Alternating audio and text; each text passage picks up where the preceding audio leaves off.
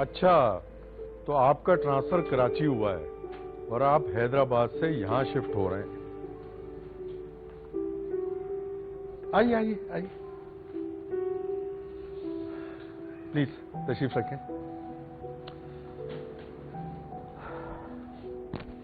भाई, हमें हैदराबाद की पल्ला मछली बहुत पसंद है। अब जब जाना ना तो हमारे लिए भी लेकर आना। जी जी जरूर अंकल, अब जब भी जाना हो आपके लिए जरूर लेके आऊंगा। हमीद साहब, अब घर और रेंट की बात हो जाए।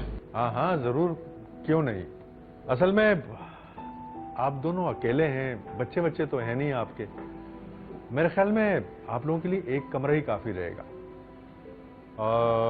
इस घर में वैसे हैं भी 2 ही कमरे, एक में हम और हमारी मलका आलिया और एक में आप लोग रह लीजिएगा। अंकल ऊपर भी तो एक कमरा है, हमने आते हुए देखा था। हाँ वो ठीक है, वो ठीक रहेगा। नहीं, वो कमरा ठीक नहीं है। क्या मतलब? मतलब ये कि वो स्टोर रूम है ना, उसमें हमारी बेगम का खास सामान रखा हुआ है। उसका मसला नहीं है, उसकी सफाई हम करवा लेंगे। एक्चुअली ऊपर साइड है तो प्राइवेसी भी रहेगी, और शहर पूरा दिन घर में रहती है तो।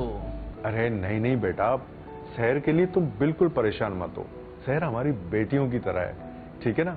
और ऊपर जो है ना, ऊपर हमारी बेगम का खास सामान रखा हुआ है जो वो हमें भी नहीं देखने देती। भाई जहेज का सामान है ना उसका। वैसे आप लोग बिल्कुल बेफिक्र होकर यहाँ पर रहें। अलबत्ता एक बात का ख्याल रखना है कि हर महीने किराया वक्त पर देना है। किराया होगा 15,000 और 1 लाख रुपए एडवांस। जी जी बिल्कुल बिल्कुल, बस आप एग्रीमेंट तैयार करवा लें। ठीक है, मैं कल तक एग्रीमेंट तैयार करवा लूंगा। आप लोग बैठे, मैं ऐसा करता हूँ कि चाय पानी का बंदोबस्त करता हूँ।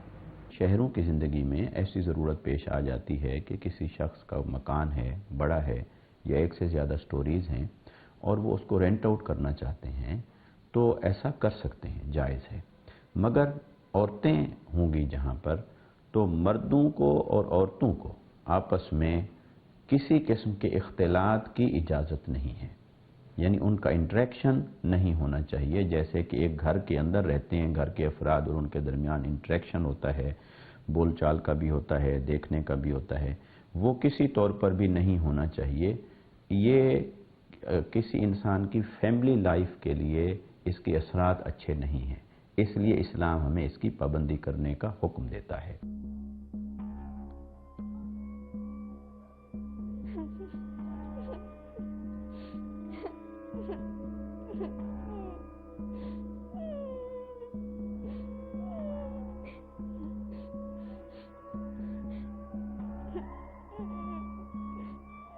उठो मुदस्सिर, मुदस्सिर उठो।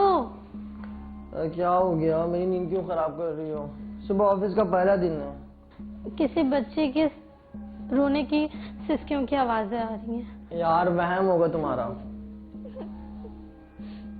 सुना तुमने?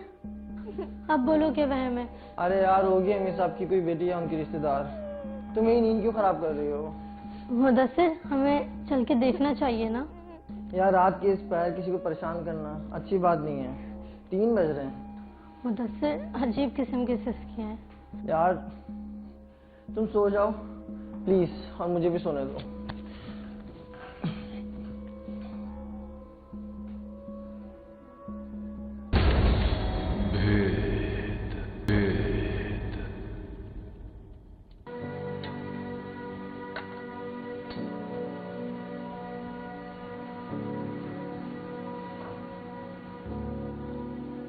नाश्ते के लिए तो रुकते ना। शहर में ऑलरेडी लेट हो चुका हूँ। ये तो अच्छा है कि ऑफिस यहाँ से थोड़ा करीब है, तो मैं ऑफिस में कर लूंगा नाश्ता। अच्छा सुने, कॉल्स करते रहिएगा और जल्दी आइएगा। हो सकता है कि शाम में थोड़ा लेट हो जाऊं, क्योंकि आज ऑफिस का पहला दिन है।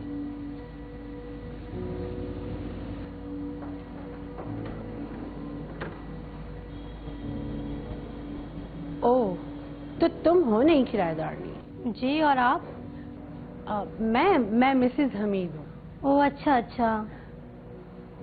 हमीद साहब काफी तारीफ कर रहे थे तुम लोगों की।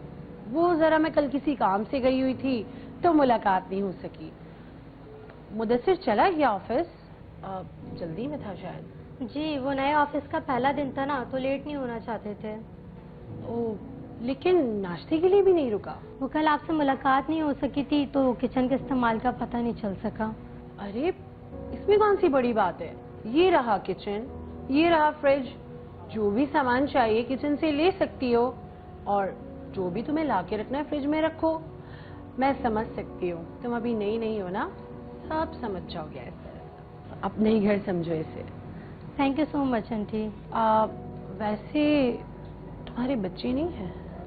नहीं आंटी, अभी हमारी शादी को 4 महीने तो हुए हैं। ओह, 4 महीने तो बहुत कम अरसा है।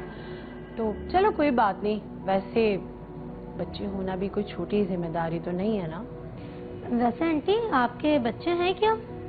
अब मेरे नहीं तो। नहीं, वो कल रात बच्चे के रोने की आवाजें आ रही थी, लग रहा था यहीं कहीं है।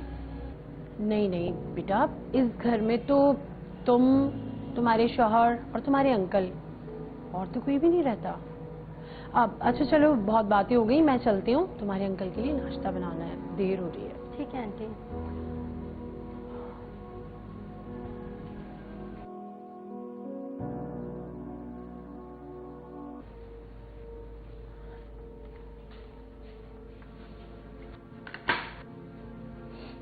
अरे भाई क्या बात है मलका आलिया, क्यों सुबह सुबह मुंह फुलाया भाई? खैरियत तो है? हर वक्त मजाक अच्छा नहीं लगता, कभी संजीदा भी हो जाया करें। अरे भाई मैंने ऐसा कौन सा मजाक कर दिया जो तुम इतना गुस्से में हो? ये जो आपने किराएदार रख ली है ना, ये मेरी समझ से बाहर है। अगर किसी को भिनक भी पड़ गई ना, आपको अंदाजा नहीं हम दोनों कितनी बुरी तरह फंस सकते हैं। देखो, किराएदार रखने के पीछे भी एक मकसद है। इस तरह लोगों को पता नहीं चलेगा कि इस घर में कोई कैद है। किराएदार रखे हुए तो कैसे कोई कैद रख सकता है किसी को?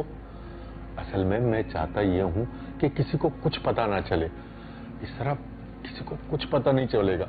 और बात सुनो, अगर जरा से भी किसी को शक हुआ ना, तो बना बनाया खेल बिगड़ जाएगा।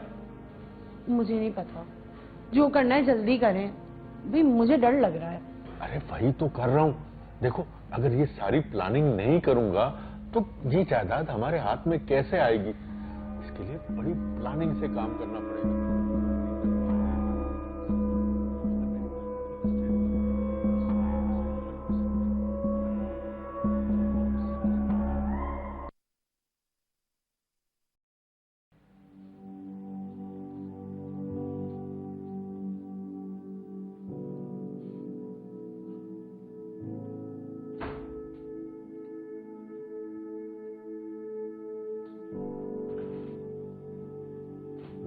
क्या हुआ, तबीयत ठीक नहीं है क्या? नहीं, तुम्हारा इंतजार करते करते आग लग गई थी। तुम फ्रेश हो जाओ, मैं खाना लगा देती हूँ। तुमने खाना बनाया है क्या? नहीं, वो नायला आंटी ने बनाया था। कह रही थी मुदस्सिर ने सुबह भी नाश्ता नहीं करा था, तो बस। ओह वाह, वेरी नाइस लेडी। देखा तुम ना, कितना ख्याल करते हैं ये लोग। तुम थी कि बिला जो परेशान हो रही थी कि कहाँ जाएंगे, कहाँ रहेंगे, कैसे लोग होंगे। आई नो बाबा, मैं समझ सकता हूँ। मैंने आज ऑफिस में बात की है कि अपार्टमेंट बुक करा दें। ठीक है। अब भी नाराज हो? नहीं, मैं कल रात वाली बात पर परेशान हूँ। बच्ची की आवाज़ें, ऊपर से नायला आंटी ने कहा कि उनके घर में कोई बच्ची नहीं रहती। कह रही थी कि मेरा वहम है। एग्जैक्टली, वहम होगा। मगर अगर मेरा वहम होता तो तुम्हें कैसे सुनाई देती? यार सहर, देखो हम यहाँ सिर्फ किराएदार हैं, इससे ज़्यादा कुछ नहीं। इन सब बातों को अपने दिमाग से निकाल दो प्लीज़। मैं बहुत थक गया हूँ।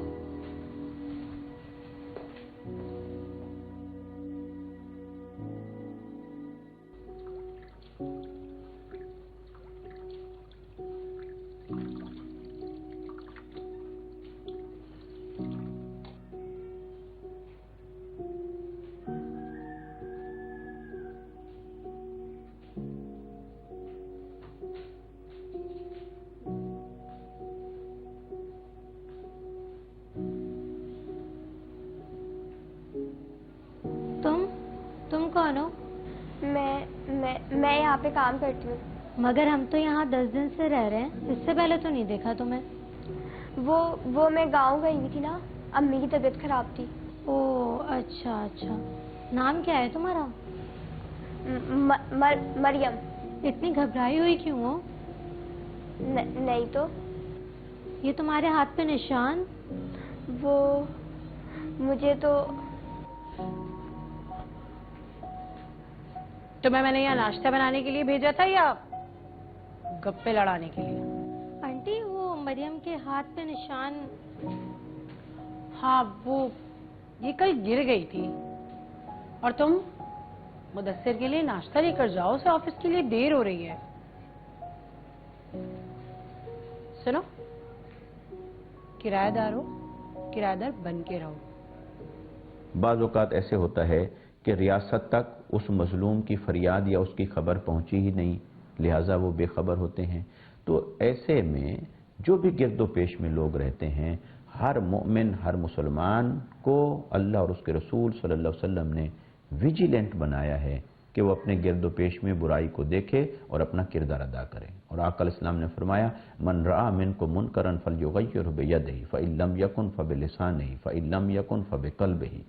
जो कोई किसी बुराई को देखे उसे हाथ से जाकर रोके, हाथ से न रोक सकता हो फिर जुबान से रोकने की कोशिश करे, ये भी इस्तिताअत न रखता हो तो कम से कम दिल में बुरा जाने। और फरमाया ये ईमान का कमज़ोर तरीन दर्जा है।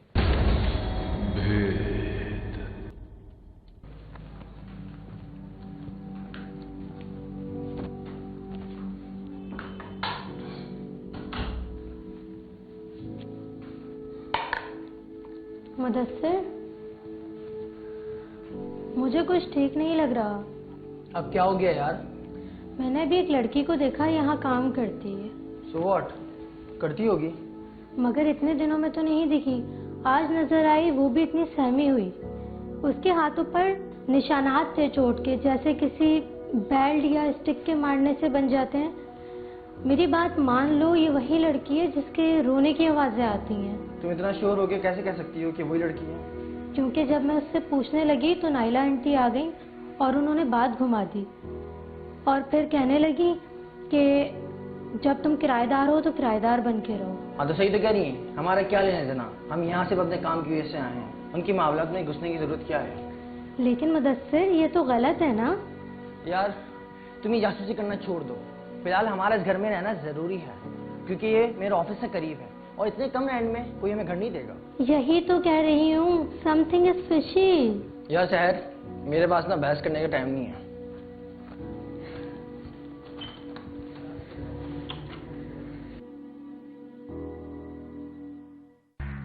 सहर बहुत पूछताछ कर रही थी मरियम से, वो तो शुक्र करे कि सही वक्त पे पहुंच गई मैं, वरना वो लड़की कुछ उगल देती तो हम दोनों फंसते।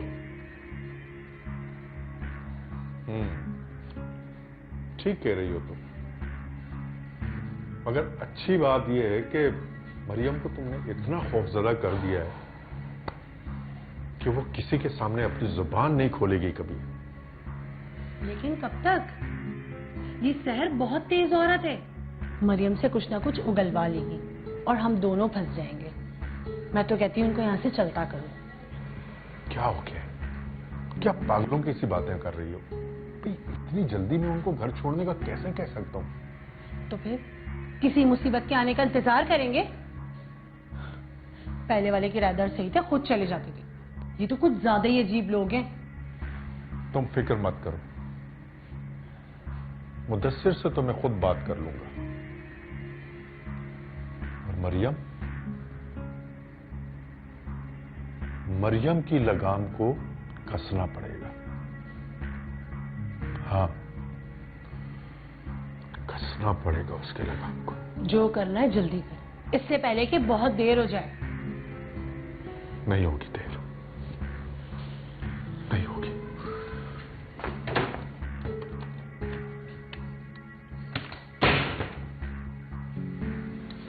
अब देखना क्या हाल करता हूं मैं मरियम का।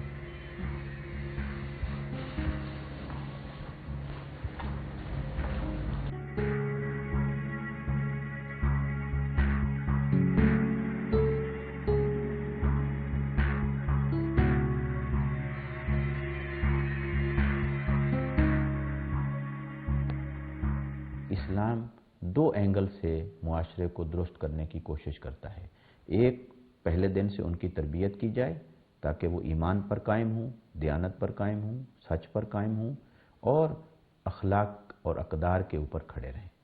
दूसरा, रियासत को एक्टिव करता है, मुआशरे को एक्टिव करता है कि जहाँ कहीं इम्बैलेंस पैदा हो रहा है उस सोसाइटी के अंदर आप अपना रोल प्ले करें।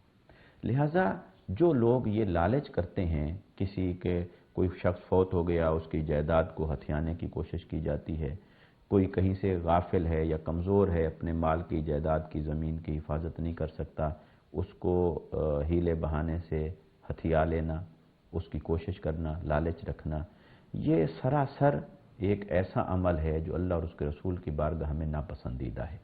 अगर उसमें से एक लुकमा भी खा लिया नाहक, वो हराम है। और आका अलैहिस्सलाम ने फरमाया 40 दिन तक उसकी इबादत कबूल नहीं होती जिसने कोई हराम का लुकमा अपने पेट में लिया। और आका अलैहिस्सलाम ने अहादीस के अंदर इसकी वईद फरमाई कि अगर हमारा जो उस लुकमे से खून पैदा हुआ, वो खून हमारे गोश्त का हिस्सा बना, हड्डियों का हिस्सा बना, तो वो हराम रच बस जाता है और इससे हर हाल में परहेज ज़रूरी है, वरना हराम के लिए सिवाय जहन्नम के और कोई रास्ता नहीं है। जब पोस्ट और सैलरी बढ़ जाती है तो वर्कलोड भी बढ़ जाता है। अब ये प्रोजेक्ट मुझे कल हर हाल में सबमिट करवाना है। तुम सो जाओ, मैं करके लाइट्स ऑफ कर दूंगा। क्या हुआ, सो क्यों नहीं रही? ओह, अब समझ गया।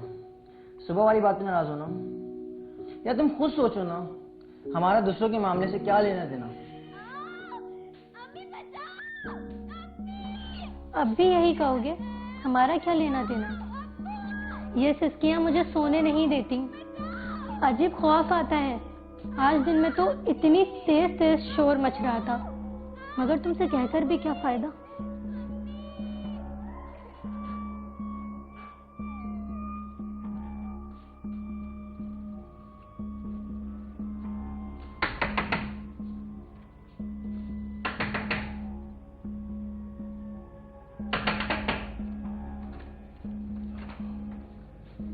क्या बात है मुदस्सिर, रात के इस पर दरवाजा पीट रहे हो, खैरियत तो है? क्या हो गया? यही सवाल तो मैं आपसे पूछना चाहता हूँ, क्या तमाशा लगाए रखा है ये? क्या हो गया? कैसा तमाशा? कौन है वो लड़की जिसकी रोने की आवाजें में रात भर सुनाई देती हैं? वो नौकरानी कहाँ है वो? देखो, ये हमारे घर का मामला है और वो हमारे घर की नौकरानी है जो इस वक्त छुट्टी करके घर जा चुकी है। अगर वो जा चुकी है तो ये रोने, चीखने, चिल्लाने की आवाजें कैसी हैं? मैंने उसके हाथ पर चोट के निशानात देखे थे, मुझे पूरा यकीन है ये आवाजें मरियम की ही हैं। बहुत हो गया, बहुत फजूल बोल चुकी तुम, अपने दिमाग का इलाज करवाओ। देखें, अपनी हद में रहें, आप मेरी बीवी से इस तरह बात नहीं कर सकती। देखो बरखुरदार, बेहतरी इसी में है कि इस वक्त तुम अपने कमरे में जाओ। सुबह मैं तुम्हारे एडवांस के पैसे तुम्हें वापस लौटा दूंगा और शाम तक मेरा कमरा खाली कर देना। अरे तुम्हें तो कुछ शर्म नहीं आती है? इतने सस्ते में तुम्हें कमरा दिया रेंट पर और तुम मुझसे ही बदतमीजी कर रहे हो। अब ये बदतमीजी मुझसे बर्दाश्त नहीं होगी। कल शाम तक मेरा घर मुझे खाली चाहिए, सुना तुमने? चलो बेगम।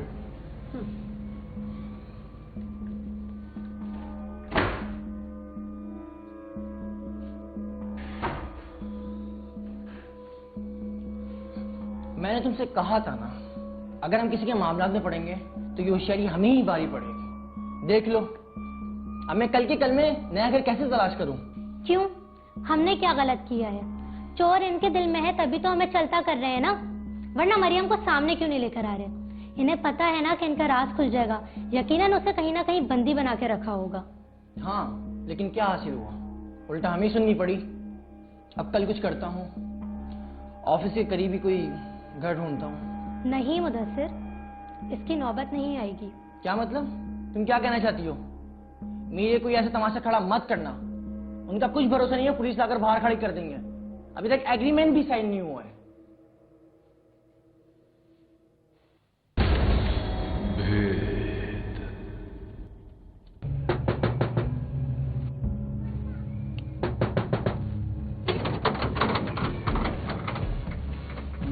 कहाँ है अमीर साहब? वो अंदर है। हमीद साहब, सुने? हमीद साहब। नायला, क्या शोर लगाया हुआ है तुमने? भाई खाना लगा दो, मुझे भूख। अरे आइए, खाना तो आज हम आपको खिलाएंगे और वो भी सरकारी खर्चे पर। इन्हें किसने बुलाया यहाँ पर? मैंने बुलाया है। मैडम ने कंप्लेन की है कि आप लोग घर की नौकरानी पर जुल्म करते हैं और उसे बांध कर रखा हुआ है। अरे इंस्पेक्टर साहब, ऐसा कुछ भी नहीं है। इन्हें शायद कोई गलतफहमी हुई है। कोई गलतफहमी नहीं हुई, मैंने खुद उसकी चोटें देखी हैं और उसे डरा धमका के रखा हुआ है। अरे हद करते हैं आप लोग।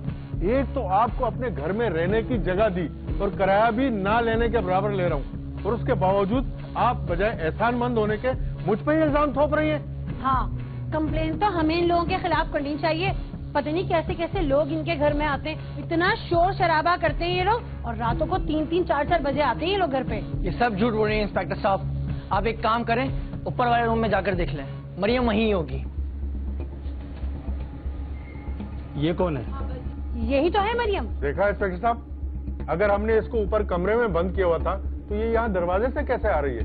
हमें लगता है मैडम आपको कोई गलत फहमी हुई है। इंस्पेक्टर साहब, ये सब झूठ बोल रहे हैं, आप मरियम से पूछें। ए लड़की, बहुत हुआ तुम्हारी ड्रामेबाजी, बंद करो। खामखा हमारी नौकरानी को तंग कर रही हो। मेरा घर खाली कर दो वरना पुलिस में रिपोर्ट कर दूंगी तुम लोगों की। आई एम सॉरी अमित साहब, आपको हमारी वजह से परेशानी उठाना पड़ी। और आप लोग भी दोबारा किसी पर इल्जाम लगाने से पहले एक बार जरूर सोच लीजिएगा, कहीं ऐसा ना हो कि उल्टा आप ही लोग मुसीबत में फंस जाए। चलो। सुना आप लोगों ने, ऊपर कोई है। चलो। अरे इंस्पेक्टर साहब, ऊपर कोई नहीं है। अरे आप मेरी बात तो सुने। अरे कुछ नहीं है ऊपर स्टोर रूम में, आप मेरी बात तो सुने सर। अरे इंस्पेक्टर साहब, अरे इंस्पेक्टर साहब देखिए, बात सुने। स्टोर रूम में कुछ नहीं है यहाँ पर। लोग खोले अमित साहब। इंस्पेक्टर साहब, इस लोग में तो जंग लगा हुआ है और चाबी भी पता नहीं मैंने कहा। लेकिन बात सुने, आप उन लोगों की बातों में फजूल आ रहे हैं। वो तो खामखा मुझ पर इल्जाम लगा रहे हैं। मैंने कहा लोग खोले। साबित कहाँ है? लोग खोल, वरना तोड़ दूंगा अभी। अच्छा, जल्दी खोल। खोल। हटो पीछे। ये बच्ची कौन है? मैं बताती हूँ। इसका नाम जैनब है और ये इस घर की असल मालकिन है, और इसके अम्मी अब्बू का इंतकाल एक कार एक्सीडेंट में हो गया था। तो इन लोगों को जैसे ही पता चला, इन लोगों ने अपने आप को एक दूर का रिश्तेदार बना के इसकी कस्टडी ले ली। इतना बड़ा शानदार घर।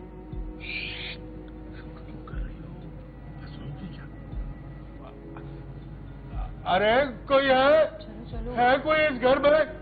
अरे मेरी मासूम भतीजी, अरे कहाँ है जैनब? इतनी सी छोटी सी उम्र में इतना बड़ा दुख देख लिया। जैनब, अरे बेटा। जी अस्सलाम वालेकुम, मेरा नाम मरियम है, मैं इस घर की नौकरानी हूँ। अभी जैनब दवा खा के सो चुकी है। सो रही है? सोने दो, सुकून से सोने दो,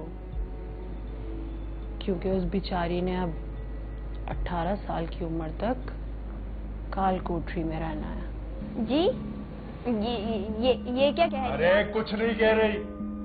ये तुमने क्या कान लगाए हुए? चलो हमारे लिए पानी गर्म करो, इतनी दूर से आ रहे हैं, और खाना भी अच्छा सा बना देना, ठीक है ना? बड़ी भूख लग रही है। जाओ बदतमीज। क्या हो गया? पागल हो गई हो क्या? बच्चे के सामने ऐसी बातें कर रही है। चुप हो जाओ। यहाँ पे क्या करने आए हम? क्या करने के लिए आए? हम ये जायदाद हथियाने के लिए आए हैं। तो इसके लिए इस तरह थोड़ी होगा कि तुम सबके सामने अपनी सारी बातें बोल दो। जैनब को तो मैं ऐसा मजा चखाऊंगी ना, नानी याद ना दिला दी तो मेरा नाम भी नायला नहीं। अरे तुम क्यों फिक्र कर रही हो? ज़हनी मरीजा बना के रख दूंगा उसको, ज़हनी मरीजा। चमड़ी उधेड़ दूंगा, चमड़ी। जायदाद हासिल करने के लिए ना बहुत कुछ करना पड़ेगा।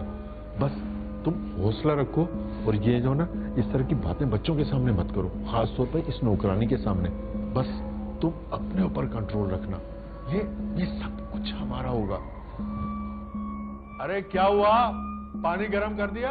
कुरान मजीद सूरा अल इसरा के अंदर फरमाता है वला तक़रबू माल अल यतीम इल्ला बिल्लती है अहसन, कि खबरदार यतीम के माल के करीब तक भी न जाओ सिवाय इसके कि अहसन तरीके से, जब उसकी कोई खैर खाही, हिफाजत या कोई ऐसी मसलहत मौजूद हो ताकि उसके माल की हिफाजत की जा सके।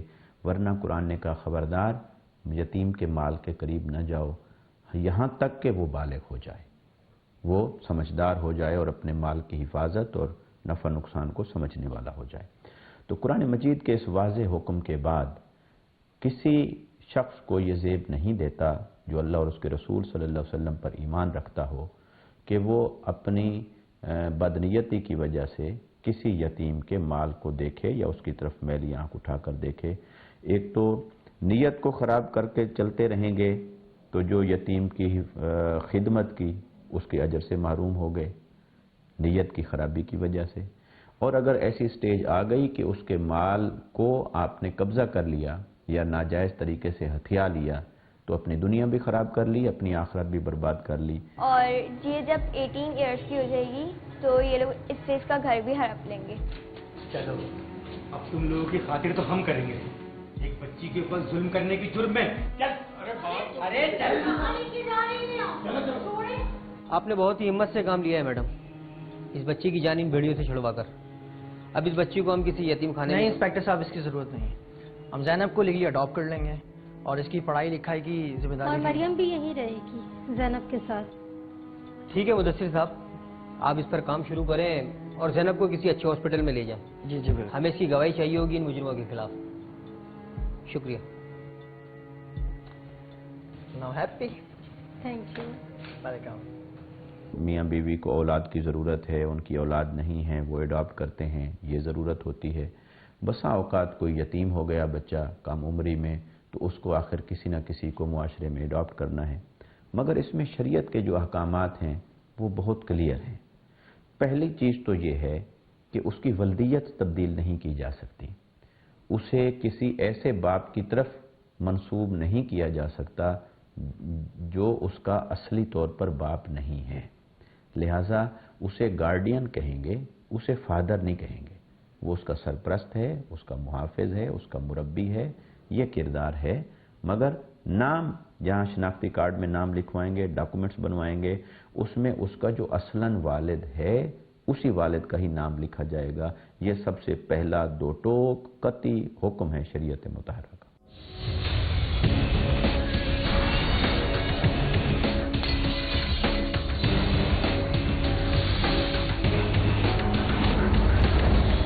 भेड़